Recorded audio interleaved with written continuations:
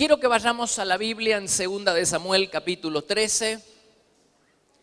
Vamos a leer un pasaje allí en el Antiguo Testamento. 2 de Samuel capítulo 13.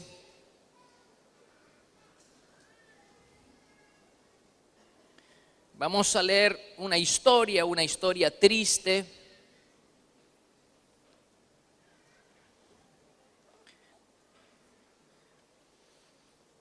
Una historia que es la historia de Tamar. ¿Quién era Tamar? Tamar era la hija del rey David. Dice 2 de Samuel capítulo 13, aconteció después de esto que teniendo Absalón, hijo de David, una hermana hermosa que se llamaba Tamar, se enamoró de ella Amnón, hijo de David, es decir, el medio hermano. Amnón era el primogénito del rey David. Tamar era su media hermana, también hija de David.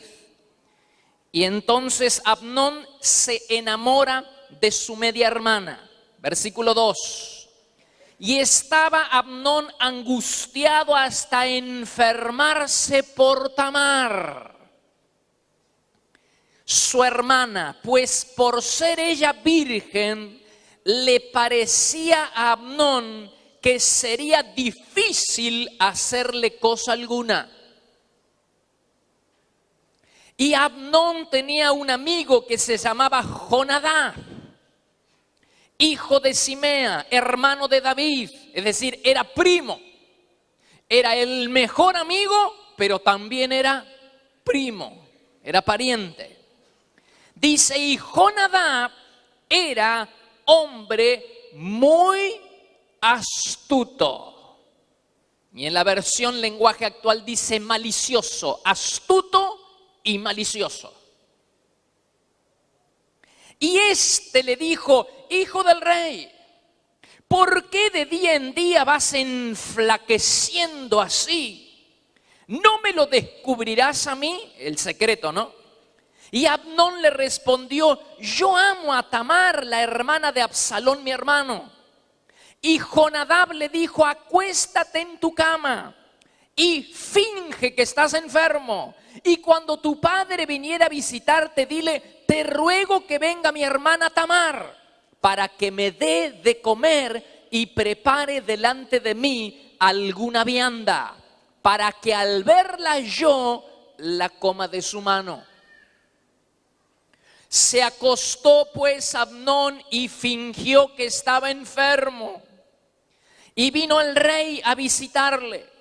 Y dijo Amnón al rey, yo te ruego que venga mi hermana Tamar y haga delante de mí 2 hojuelas para que coma yo de su mano. Y David envió a Tamar a su casa diciendo, ve ahora a casa de Amnón tu hermano y hazle de comer.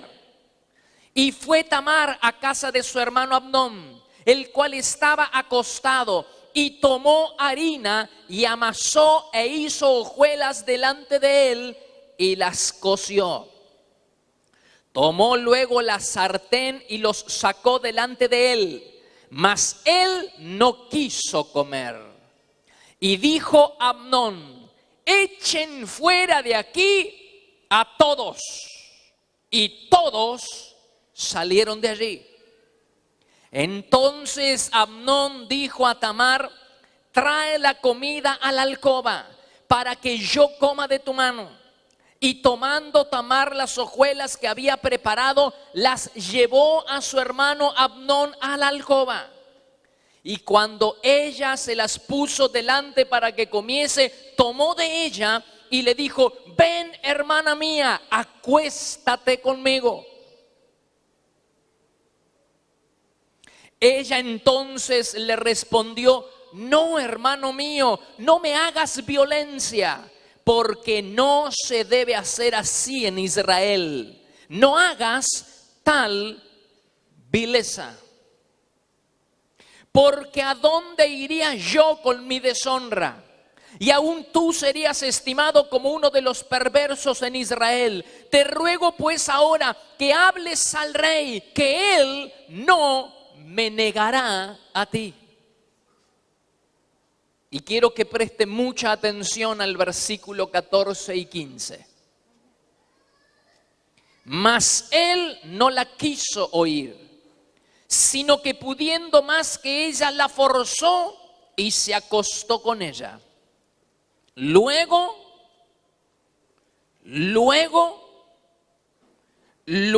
la aborreció Amnón, con tan grande aborrecimiento que el odio con que la aborreció fue mayor que el amor con que la había amado. Y le dijo a Amnón: levántate y vete.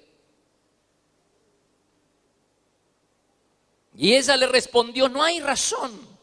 Mayor mal es este de arrojarme que el que me has hecho. Mas él no la quiso oír, sino que llamando a su criado que le servía, le dijo: échame a esta fuera de aquí y cierra tras ella la puerta.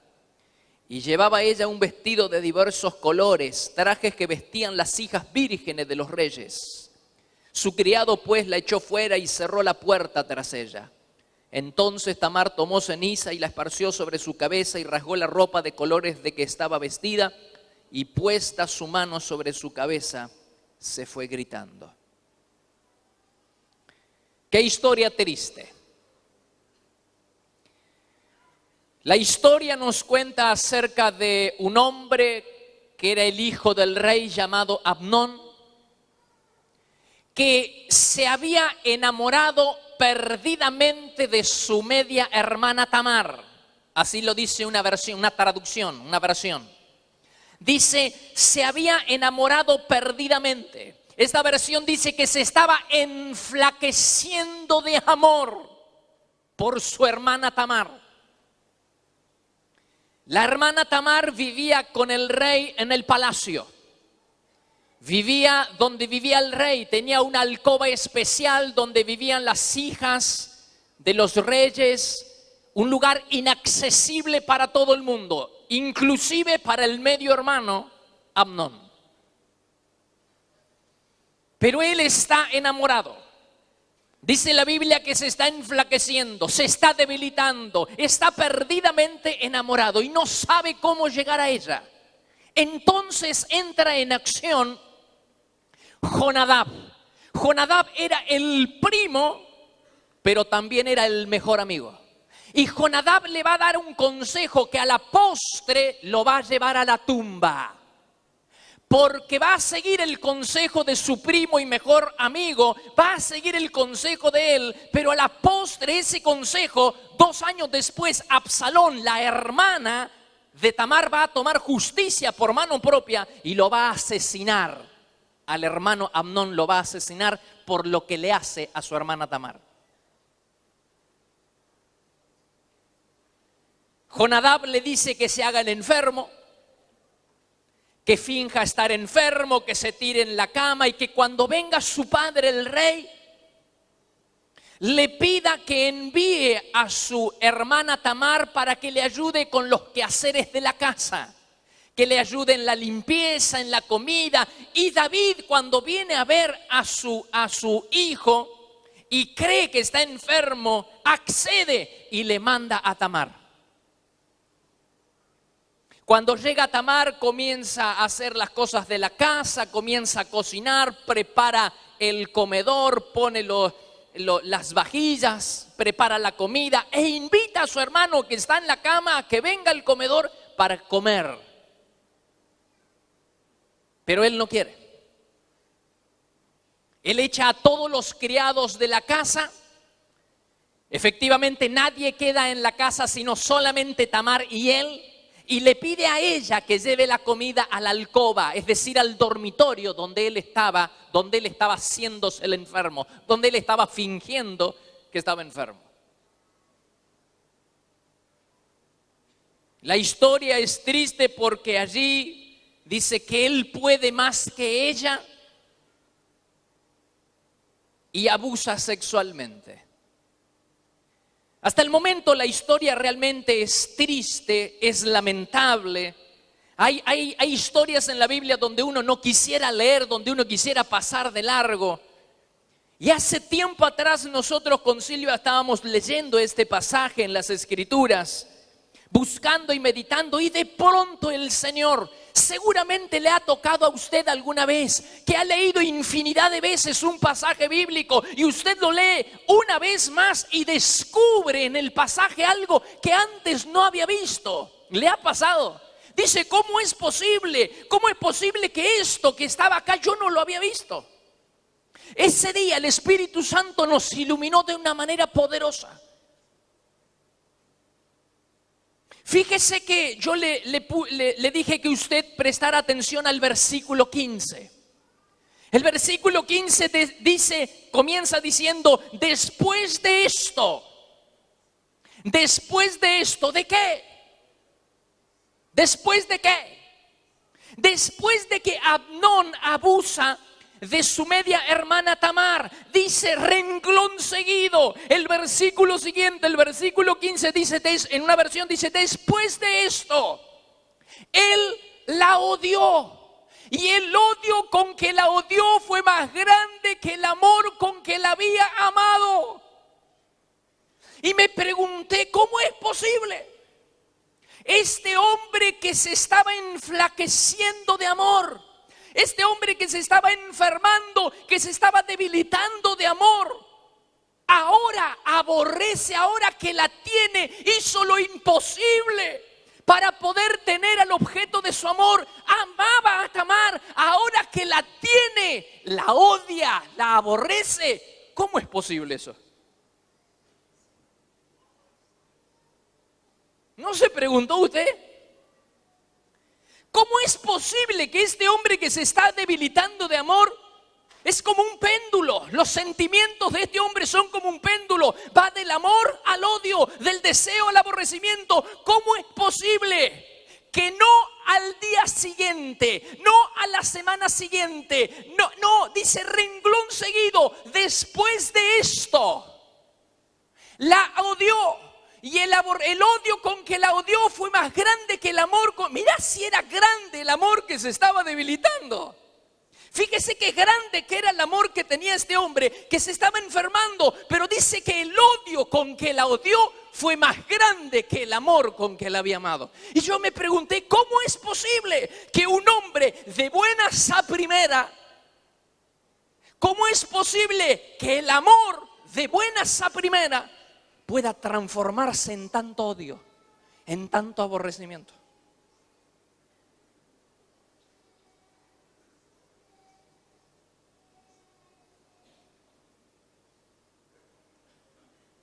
Llama la atención, ¿verdad? Usted sabe que yo no podía seguir adelante en la lectura. Hay algo que no anda bien.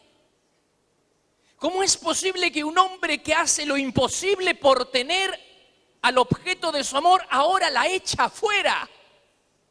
Ahora que la tiene, la aborrece. Ahora que la tiene, la odia. ¿Cómo es posible? Yo me pregunté. Fíjese que el Espíritu Santo está escribiendo y no nos dice el día siguiente, la semana siguiente, el mes siguiente. Dice después de esto, comenzó a odiarla.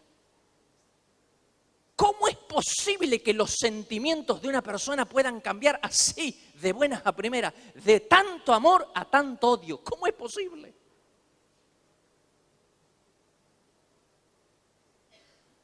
Y fue ese día donde el Espíritu Santo nos reveló algo que no habíamos visto nunca. Una decisión desacertada en el área de la sexualidad. Una decisión desacertada en el área de la sexualidad transformaron los sentimientos de una persona de amor en odio.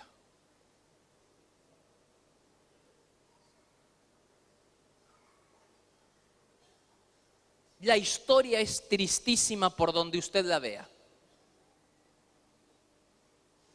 Porque en lugar de hablarnos de la víctima, el Espíritu Santo nos habla del victimario, nos habla del abusador. Nosotros hubiéramos esperado de que el Espíritu Santo nos hable acerca de cómo quedó ella, Tamar. Lo justo y razonable hubiera sido leer: Tamar quedó destrozada interiormente, su corazón fue hecho pedazo. Lo justo y razonable hubiera sido leer cómo ella se sintió después de haber sido abusada. Pero el Espíritu Santo no nos habla de los sentimientos de la abusada, nos habla de los sentimientos del abusador.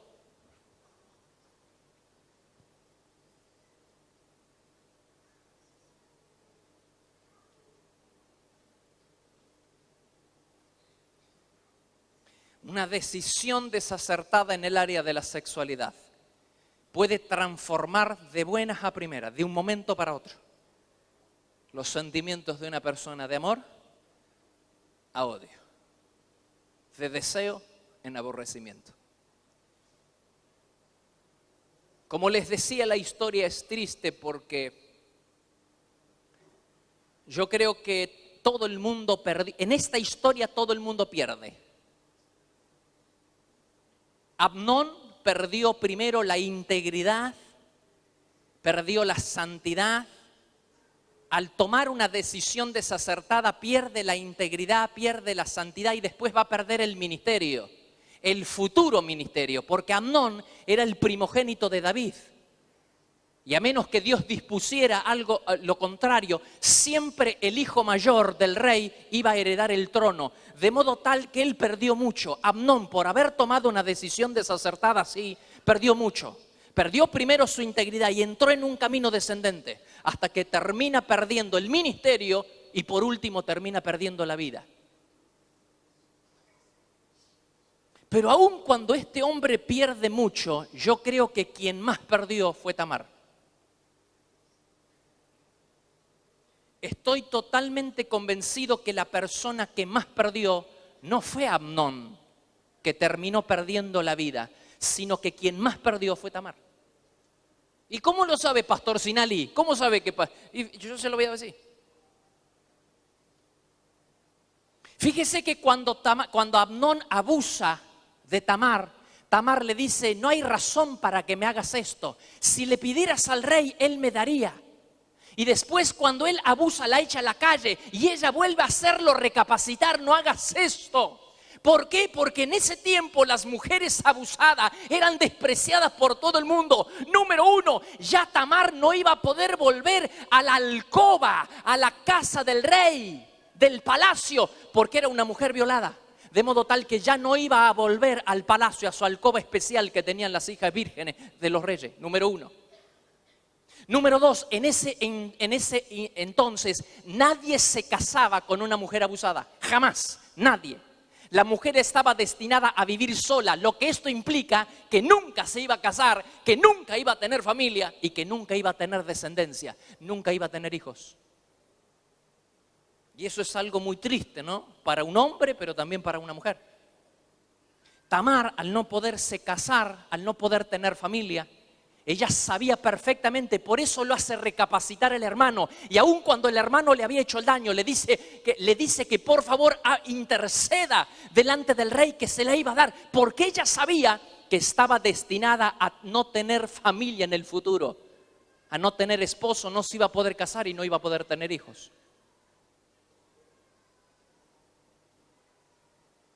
Pero amén de todo esto que es tristísimo, de todo lo que pierde Tamar, hay algo más que pierde Tamar. Tamar pierde su futuro. ¿Y cómo lo sabe, pastor? Porque en el versículo 23 en adelante, en la versión lenguaje sencillo, dice: y Tamar se fue a vivir a la casa de su hermano Absalón, y prefería vivir sola, punto. ¿Qué le dice o qué le sugiere a usted la expresión de que prefería vivir sola? ¿Qué le dice a usted? Se va a vivir en la casa de Absalón porque ya no puede vivir en la casa del rey. Ahora se va a vivir en la casa de su hermano Absalón. Y dice: y prefería vivir sola. El Espíritu Santo ahí, a veces hay cosas que se nos pasan de largo, pero cuando dice y prefería vivir sola, nos dice un montón de cosas. Normalmente la persona que ha sufrido algún tipo de experiencia sexual negativa, alguna persona que ha sido abusada, manoseada o violada, como en este caso, son personas que se sienten solas. Y aunque estén rodeadas de personas, interiormente se sienten vacías, se sienten mal, emocionalmente son inestables, dan un paso hacia adelante y 2 pasos hacia atrás, comienzan algo en la vida y no pueden terminarlo. Consecuencias tristes de lo que es un abuso.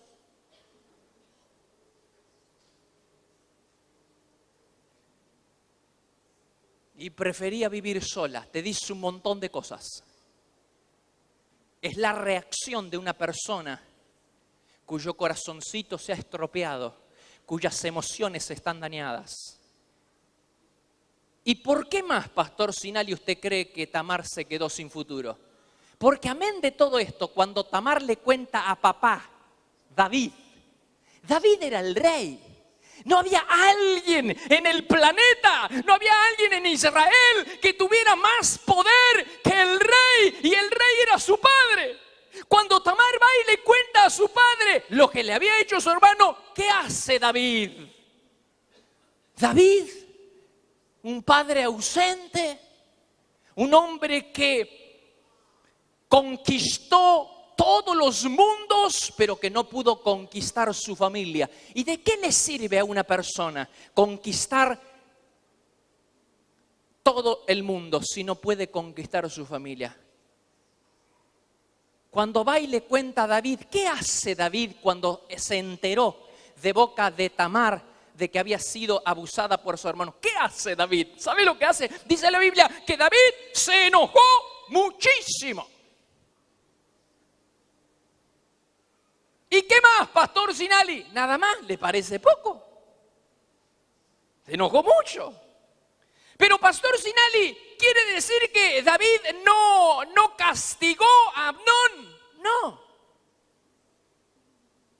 ¿Que David no amonestó a Amnón? No. No hizo absolutamente nada con Amnón, y lo que es peor, no hizo nada por Tamar. Por eso yo creo que si esta chica no se suicidó, sería un verdadero milagro.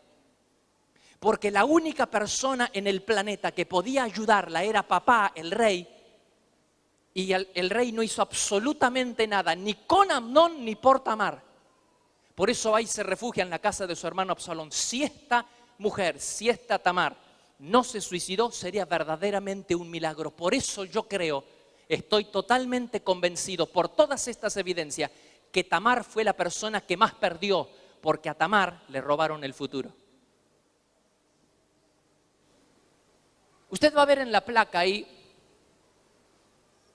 un PowerPoint que dice la niñez y el sexo. Y si vamos a la siguiente, usted va a ver que dice ¿qué es abuso sexual?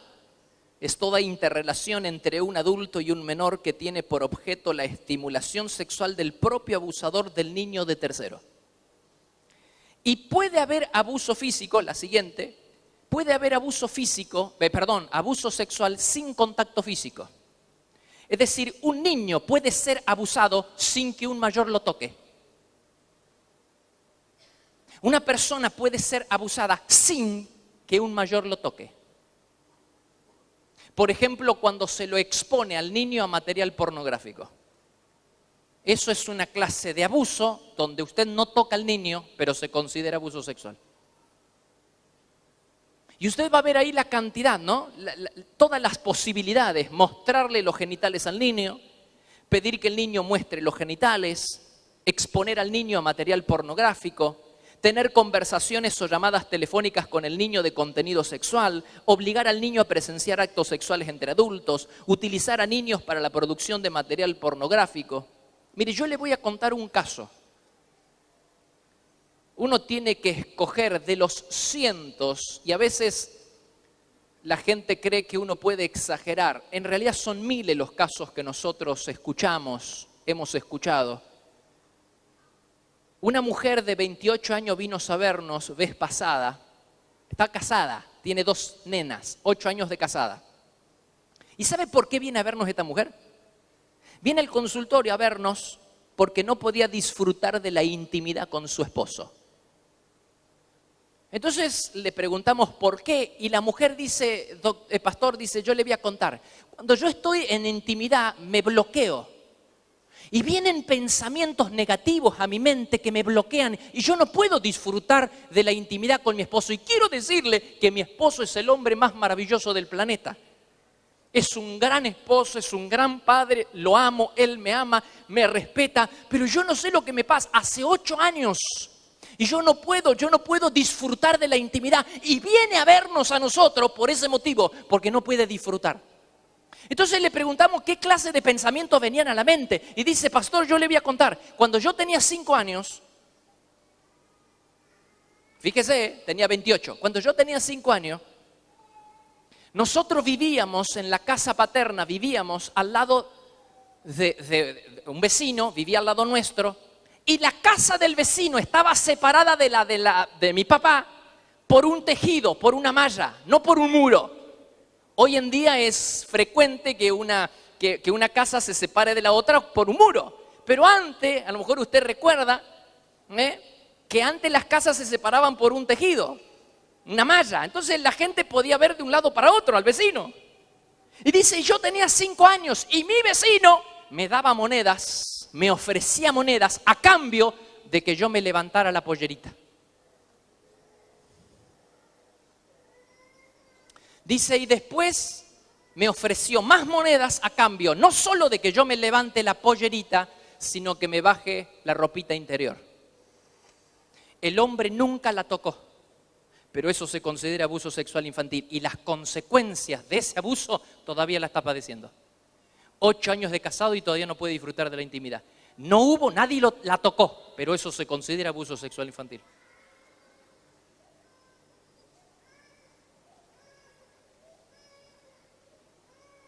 Y pastor Sinali, ¿esto ocurre mucho? Vean la placa siguiente. La placa siguiente, pasamos a la otra.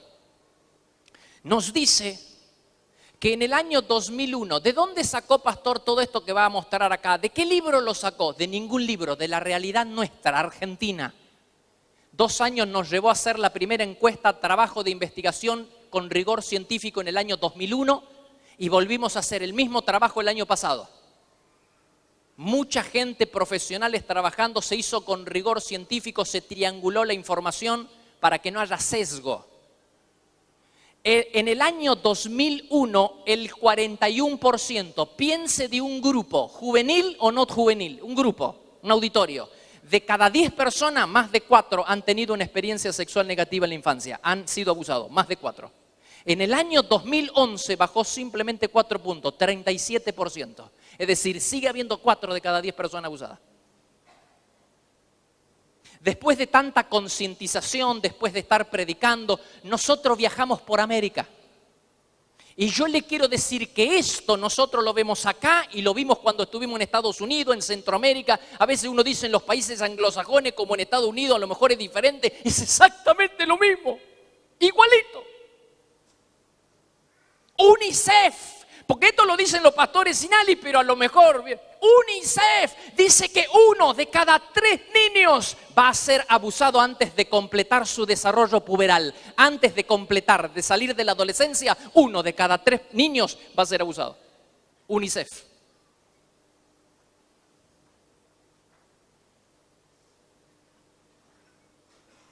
Mire la siguiente. Mire usted la siguiente. De cada 10 personas que son abusadas, 7 son niñas y 3 son varoncitos. ¿Qué significa eso, pastor Sinali? Significa que también tenemos que cuidar a los varoncitos. Es un mito creer que los niños no van a ser abusados. De cada 10, 7 son niñas, 3 son niños. Pásame la siguiente. ¿Qué tipo de experiencia sexual ha tenido en la infancia? Todos estos datos nos fueron dados por las personas que sufrieron abuso. El 50% de los que fueron abusados fueron manoseados con malicia. Nosotros tenemos la tendencia a creer que una violación es más grave que un manoseo con malicia, que un toque con malicia. Nosotros tenemos esa tendencia porque desde el punto de vista jurídico, se lo digo como abogado, desde el punto de vista jurídico, siempre una violación se pena con mayor severidad. Pero eso desde el punto de vista legal, desde el punto de vista emocional, psicológico, nadie puede medir las consecuencias de un niño que ha sido violado o que ha sido manoseado. Nadie puede saber porque todo depende de cómo lo vivenció el niño. Nosotros tenemos personas que han sido violadas y nos lleva mucho menos trabajo a veces ayudarle a la restauración que personas que han sido manoseadas. Nos lleva mucho más tiempo. Todo depende de cómo lo vivencia el niño. Por eso usted no tiene que minimizar nunca cuando alguien le dice que ha sido tocado, ha sido simplemente... Usted no debe minimizar jamás un hecho así. El 50% de las personas abusadas han sido manoseadas. El abusador se contenta con manosear a la víctima. ¿Por qué no utiliza la fuerza? Porque el 94% de los abusadores son personas que el niño conoce.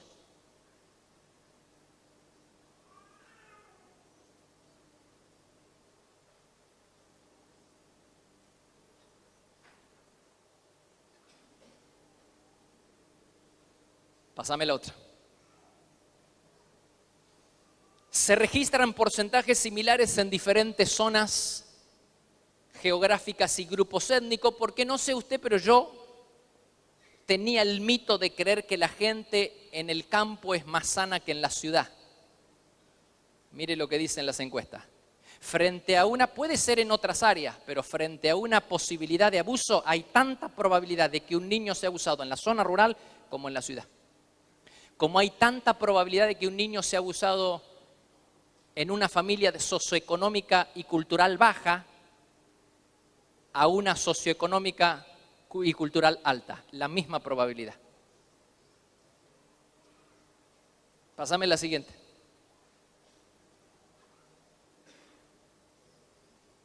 ¿Quiénes son los abusadores? Agárrese de la silla. Porque si hasta acá lo dejé estupefacto y lo dejé boquiabierto, ¿qué será cuando usted descubra por sí mismo? En el año 2001, el 90%, 9 de cada 10 abusos eran perpetrados por personas que el niño conocía. Pero en el año 2011 subió y trepó un 94%. Menos de 1 de cada 10 abusos son perpetrados por desconocidos. ¿Qué significa esto, Pastor Sinali? Que los abusadores no están lejos de la familia.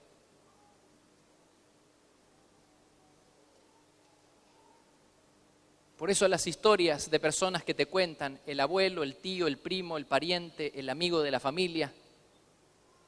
Y cuando el niño viene y le cuenta normalmente a la mamá, lo que la mamá no le cree y encima le pega. Es que es imposible creer que el niño diga la verdad cuando está acusando al mejor amigo de la familia, al abuelo, que son tan buenos.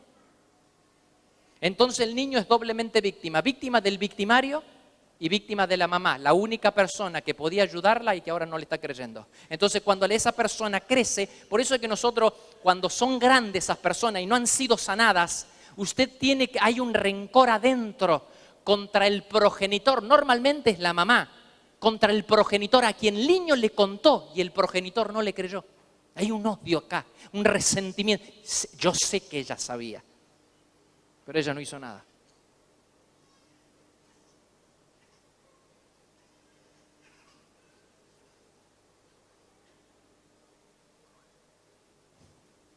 ¿Quiénes son los abusadores? Más de 9 de cada 10 personas son abusadas, lo son por una persona que el niño conoce. Familiar, conocido, vecino. ¿Quiénes son los abusadores? La próxima. ¿Quiénes son los abusadores? Abuelos 5%, padrastro 7%, padre biológico 8%, hermano 21%, primo 28%, tío 31%. Fíjese entre padre y padrastro. Es un mito creer que los padrastros están en el top del ranking de los abusadores en comparación con los padres biológicos. Aunque usted no lo crea,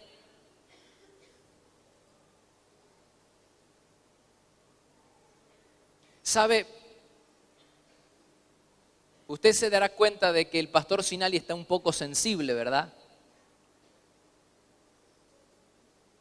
Es que hace muchos años que venimos tratando la temática de la sexualidad Y cuando hicimos este trabajo de investigación, que por supuesto no preguntamos simplemente acerca de una experiencia sexual negativa, preguntamos acerca del comportamiento sexual del joven, otras realidades. Pero hubo algo que nos llamó poderosamente la atención. Hubo algo que aun cuando nosotros estábamos en el tema de la sexualidad, aun cuando manejábamos este tema, desconocíamos, por lo menos desconocíamos a este grado. Cuando hicimos este trabajo de investigación en el año 2001 y ahora el año pasado, en el año 2011, realmente nosotros quedamos estremecidos. Esto realmente nos impactó. ¿Cuántas personas en las iglesias están como Tamar, con el corazón roto, sin futuro? ¿Por qué? Porque la irrupción de la sexualidad de un adulto en la de un niño le roba el futuro. A menos que haya una intervención directa de parte de Dios, que la creo, por eso estoy acá y me hice más de 700 kilómetros y abandono la iglesia muchas veces en el mes y en el año, saliendo en la Argentina y fuera de la Argentina, con Silvia y todo, porque creo no solamente que Dios puede sanar una persona físicamente, como lo dijo mi esposa, mi suegra vivió 25 años más, Dios la sanó de un cáncer. Es decir, yo puedo ver en mi propia vida, en mi propia familia, cómo Dios puede sanar a una persona físicamente. Pero lo más extraordinario que estoy viendo en este tiempo, desde que nosotros nos dedicamos a esto, es que Dios también sana las emociones. Creo en un Dios que restaura no solamente físicamente, sino desde el plano de vista emocional. Dios puede sanar un corazón roto, Dios puede sanar emociones dañadas. Dios tiene el poder para sanar, para restaurar. Ese es nuestro Dios, un Dios restaurador, sanador.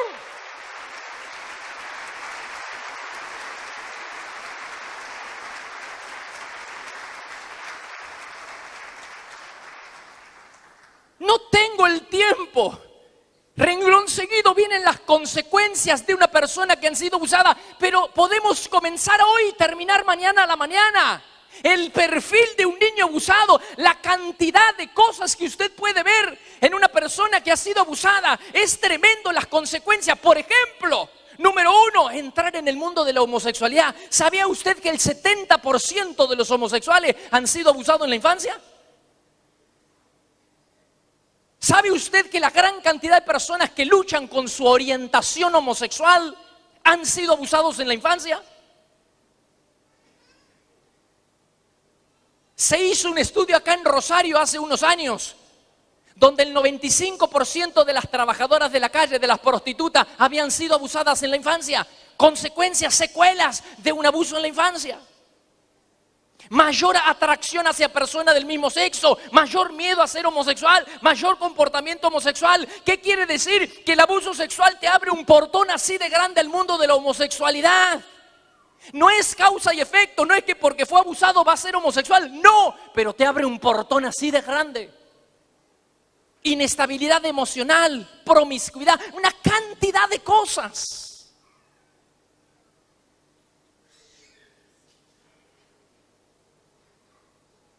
¿Sabe? Yo tengo 2 experiencias a lo largo de todos estos años de viajar y viajar y viajar que marcaron mi vida. 2 grandes experiencias. La primera, cuando recién comenzábamos el ministerio. Fuimos a predicar a El Dorado. ¿Dónde queda, Pastor Sinali, El Dorado? En Misiones. Una charla para matrimonio un viernes a la noche. Terminó la charla, todo el mundo levantó un aplauso, pero recién habíamos comenzado con el tema, no habíamos dicho nada. Cuando termina la reunión, la pastora que nos había, una de las pastoras que nos había invitado, se acerca para charlar con nosotros, pero trae consigo una mujer que venía con la cabeza gacha.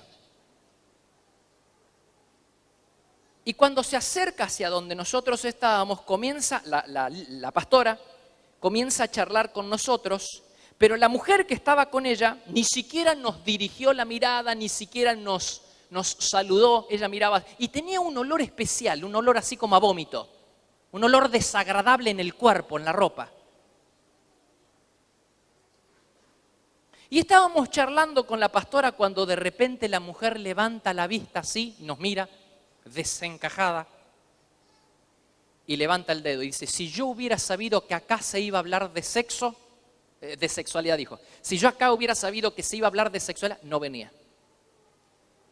Porque a mí me da a mí me da náuseas. Cuando yo escucho la palabra sexualidad o sexo, me da náusea, me da ganas de vomitar. ¿No se dio cuenta usted, pastor, que cuando hablaba y mencionaba la palabra sexo, yo me levantaba y me iba al baño? Me iba a vomitar porque me da náuseas. La palabra sexo, yo no soporto que en mi presencia se diga la palabra sexo. Nos dejó medio frío a nosotros, ¿no? Entonces la sentamos y la escuchamos.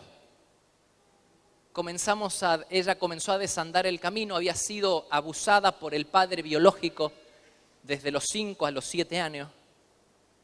Después había sido abusado por el hermano y cuando se casó se sintió ultrajada por su propio esposo. El problema no era la charla de sexualidad. El problema era que había algo no resuelto en esta mujer. Un abuso, una experiencia sexual negativa en la infancia. Ya tenía hijos, estaba casada. Y usted dice, ¿cómo puede ser? Casada. Dice, yo me desconecto, me bloqueo. Cuando estoy con mi esposo, él me usa mi cuerpo. Pero yo, fíjese, qué experiencia tan triste. Esa fue la primera experiencia. Claro, recién hacíamos nuestras primeras armas en esto, ¿no? Escuché esa historia tristísima. El problema es que ella tenía algo no resuelto en su corazón, sus emociones estaban dañadas. El problema no era la charla de sexualidad. Y la segunda gran experiencia que marcó mi vida fue hace muy poco tiempo atrás. Estaba en la Patagonia, en Comodoro Rivadavia, predicando. En esa oportunidad había ido solo. Silvia no había podido ir, así que fui solo. En verdad Silvia estaba en otro lugar predicando, ¿no? Pues llega un momento en donde uno trata de multiplicarse y de bendecir la mayor cantidad de iglesias. Entonces Silvia va por un lado y yo voy por otro. Y yo había ido, me tocó ir a la Patagonia, Comodoro Rivadavia. Mucho frío. Invierno. La iglesia llena, pero cerrada por el frío, ¿no? De un viernes a un domingo. Y yo el sábado a la tarde toco el tema del abuso sexual. Y yo no me percaté, no me di cuenta que entre el auditorio también había niños. Y había una niña ahí que me había estado escuchando, ¿no? Yo ni me di cuenta. Y cuando termina se hace un break. El auditorio estaba separado así como está acá, gente de un lado, gente de otro, un pasillo. Entonces me traen un mate cocido, me acuerdo, yo pedí un mate cocido y estaba contra la pared, estaba ahí sentado contra la pared tomando el mate cocido en un break. Y la gente estaba renovando el mate, estaba charlando un poquito. Y de pronto veo, porque como estoy en medio del pasillo así, de pronto veo que la pastora también, la esposa del pastor que me había invitado, viene hacia donde yo estoy y trae una niña. Y paradójicamente también la niña traía la cabeza hacia abajo y como tenía el pelo largo, un pelo bien largo, se le venía hacia el frente, ¿no? Así que yo no le pude ver la carita a la nena, no le pude ver la carita. Pero la nena venía tomada de la cintura de la pastora, así, la tomaba de la cintura la pastora. Se agarraba de la cintura y la pastora la traía. Y yo tomando el mate cocido, inocente. Y yo cuando vi eso dije, bueno, muchas veces nos traen niños para que nosotros podamos orar por ellos, ¿no? Lo que no imaginé es que estaba a punto de vivir la peor experiencia. Esta fue mucho peor que aquella primera. La peor experiencia de mi vida. Si usted me dice, Pastor Signali, de los miles de casos que usted escuchó en el área de la sexualidad, ¿cuál fue el que más le impactó? Hace poco tiempo atrás, en el sur, en la Patagonia, la pastora está trayendo la nena, que después supe tenía 8 años. Y yo tomando el mate cocido y se acerca y llega como a medio metro, ¿no? Está así como a medio metro. Entonces la pastora separa a la nena y le dice, delante mío, ¿no? Le dice, contale así me trataba la pastora, al doctor Sinali, contale al doctor Sinali lo que me contaste a mí. Contale. Y ahí fue por primera vez que la nena levanta la carita y veo que está llorando.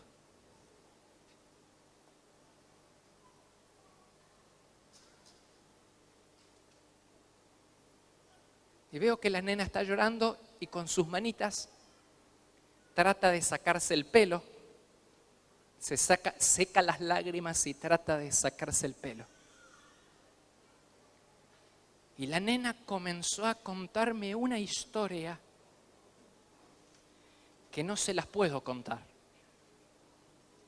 La nena me hablaba como si fuera una adulta, como si fuera una mujer adulta me hablaba la nena.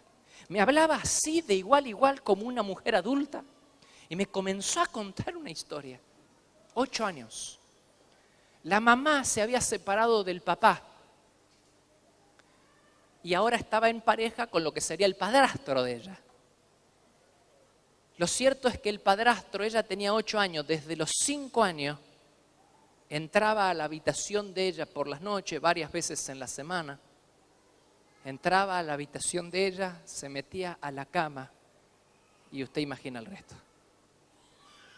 Contándome esa la nena, delante de la pastora, contándome eso. Pero ¿sabe lo que más me impactó? ¿Sabe lo que más me impactó? ¿Sabe por qué venía la nena? ¿Sabe por qué razón venía la nena a verme a mí?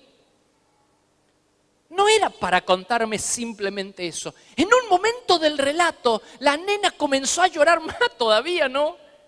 Y lloraba y me decía, doctor, yo quiero verlo a usted. Dice, yo quiero que usted me ayude, porque yo no puedo dormir por la noche, porque la luz tiene que estar prendida, porque la puerta tiene que estar abierta, porque yo pienso que él va a entrar y yo no puedo dormir por la noche. Yo quiero que usted me ayude a dormir por las noches.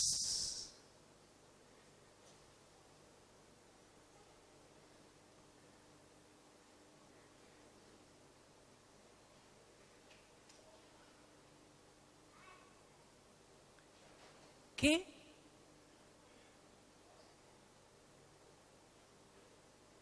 Mientras la nena me contaba todo eso,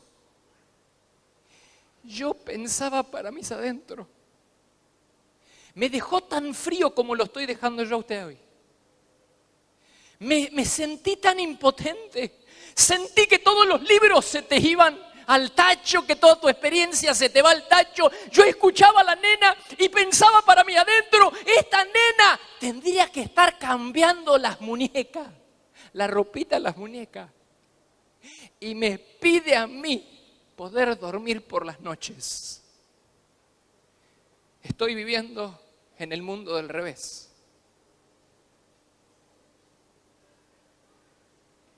Mientras cuento esta experiencia, yo no puedo dejar de pensar, porque la carita de esa nena la tengo acá. Porque el rostro de esa niña de 8 años que quería dormir por las noches, quería que yo le dé algo para poder dormir por las noches. El rostro de esa niña yo lo tengo acá. Y me quedé tan frío y tan helado que no supe, me quedé así, ¿no?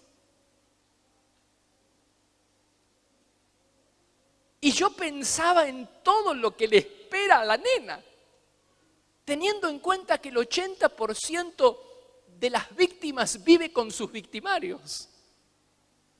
Yo imaginaba el calvario por el que todavía le tocará atravesar. Y mientras ella me contaba, yo pensaba que se necesitan 95 abusos para que se denuncie uno, y que de cada 10 denuncias, 9 terminan en la absoluta impunidad. Y yo pensaba en todo eso, pero no tenía palabras. Y detrás tenía la mamá. La mamá se había enterado por primera vez ahí, en esa reunión. Así que tenía a la nena llorando delante de mí y tenía a la mamá llorando detrás. Un espectáculo. La nena hacía 3 años que estaba siendo abusada. Nunca le había contado a nadie, pero se ve que le despertó la charla que se había dado de abuso sexual. Se ve que despertó algo en ella, que fue y le contó. ¿A quién le contó? A la pastora, su mejor amiga. Y después fue y le contó a la mamá. Y la nena la tenía yo delante. Y yo tomando y se me enfriaba. Quedé con el pocillo. Fue la peor experiencia que yo viví en mi vida. Y cada vez que cuento esta historia, levanto mi mano hacia el sur, no, hacia Comodoro Rivadavia. Yo no supe más de esa nena. Pero levanto mi mano hacia allá y digo que Dios le va a devolver el futuro que alguien le robó. Que Dios le va a devolver el futuro porque alguien le robó su inocencia. Pero quiera Dios que esta niña pueda sanar rápido. Y quiera Dios que se le pueda devolver el futuro que alguien le acababa de robar.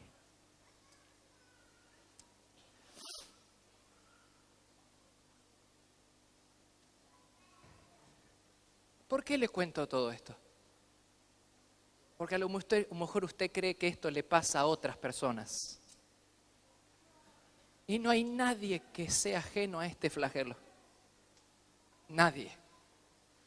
Porque estoy seguro acá que muchos de los que me están mirando se identifican con lo que yo estoy diciendo. Muchos de los presentes, teniendo en cuenta esta encuesta, estoy seguro que han tenido algún tipo de experiencia sexual negativa. Muchas personas quizás lo han sanado, pero otras no. A esas personas yo quiero decirle que en Jesús hay esperanza. En Jesús hay esperanza de un nuevo mañana, de un nuevo futuro. Yo creo que Dios puede devolverte el futuro y Dios puede sanar tu corazoncito, puede sanar tus emociones dañadas. Yo lo creo.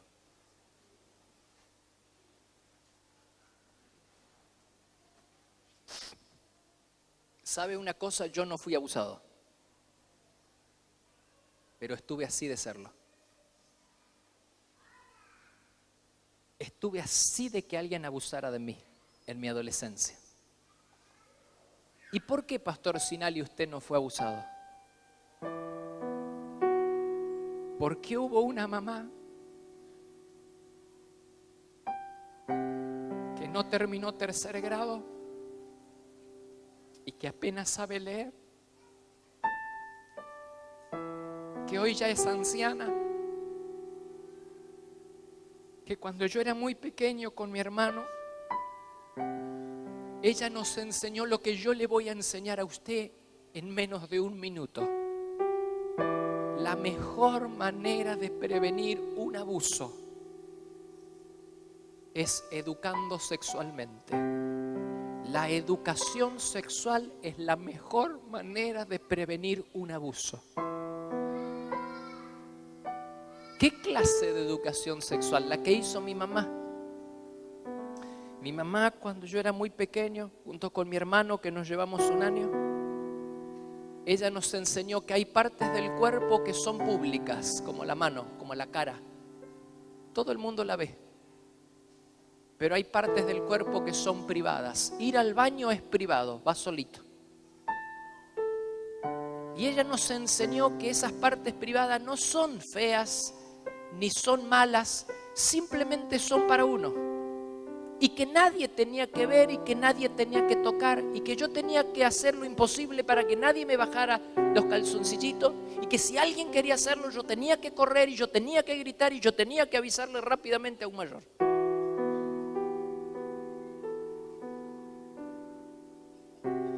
Y hubo un momento donde mi mamá no estaba conmigo. Porque mamá, papá, aunque usted quiera estar las 24 horas cuidando a sus hijos, no va a poder. Pero en lugar de intentar lo imposible, ¿por qué usted no le provee de herramientas y lo capacita para que el niño se cuide solito? Frente a una potencial situación de abuso, el niño se cuide solito. Entonces nosotros en este tiempo estamos en una gran cruzada como Ministerio de Restauración Sexual. Estamos en una gran cruzada. Hemos lanzado a nivel nacional una campaña que se llama Todos contra el Abuso Infantil. Porque no podemos hacer como el resto de la gente, de decir qué mal que está la sociedad, qué mal que están los niños. Algo más tenemos que hacer, algo más de dar charlas, algo más de escribir un libro, algo más de viajar, algo más teníamos que hacer. Y fue ahí que Dios nos iluminó y escribimos un librito pequeño que se llama Cuentos que no son cuentos. Este libro, donde hay una abuela, en nuestra sociedad la abuela tiene mucha tendencia, mucha influencia sobre los nietos. La abuela tiene 2 nietos, Ariana y Benjamín. Y la abuela todos los viernes recibe a los nietos en la casa y le cuenta cuentos que no son cuentos. Y un viernes recibe a los nietos con una gran chocolatada, con masitas, con factura. Y después de merendar, les hace jugar en una gran mesa donde tiene cartulinas blancas y donde tiene revistas. Y todos, los 3, la Abu, porque los nietos tratan a la abuela como la Abu. La Abu y los nietos comienzan a recotar figuras de hombres y de mujeres, vestidos de cualquier revista. Y después la pegan con plasticola y le ponen brillitos y juega. La abuela juega con los nietos. Hasta que llega el momento en donde la abuela toma una fibra, un fibrón, y comienza a marcar las partes del cuerpo que son privadas y las partes del cuerpo que son públicas. Marca la bikini en la nena y el shortcito en el varón. Y le dice todo lo que mi mamá nos contó, con otras palabras, por supuesto, ¿no? Entonces la abuela le enseña a los nietos que ellos tienen partes que son públicas y partes que son privadas y que nadie tiene que tocar, y si alguien quiere tocar o ver, tienen que salir corriendo, tienen que huir, y hace educación sexual. Y termina la historia con un capítulo que se llama El Primo Ramón. Le festejan 80 años a la abuela y hay muchos invitados y hay muchos niños, y los niños están jugando en la casa de la Abu. Y van de habitación en habitación, pero de repente entran en una habitación donde está el primo Ramón. Y el primo Ramón hace algo que los niños saben que no se tiene que hacer. Este libro está destinado a niños entre 2 y 8 y 9 años. El primo Ramón se baja los pantalones, que por supuesto no hay sexualidad explícita acá, porque está adaptado a esa edad. Y entonces Ariana y Benjamín ven eso, lo que está por hacer el primo Ramón. Entonces salen corriendo y le avisan a la abuela: Abu, mirá. Y entonces viene la abuela a la habitación y se dan cuenta que el primo Ramón no era ningún primo, era un extraño. Entonces la abuela llama a la policía viene y lo mete preso. Y cuando vienen los papás de Ariana y Benjamín junto con la abuela, los felicitan por haber hecho lo que la abuela le había enseñado. Y porque la abuela le enseñó partes públicas y partes privadas, el valor de lo secreto y de lo público, el valor de lo público y de lo privado y de lo secreto y de lo privado, que son cosas diferentes. Por haberle enseñado eso, los niños no fueron abusados.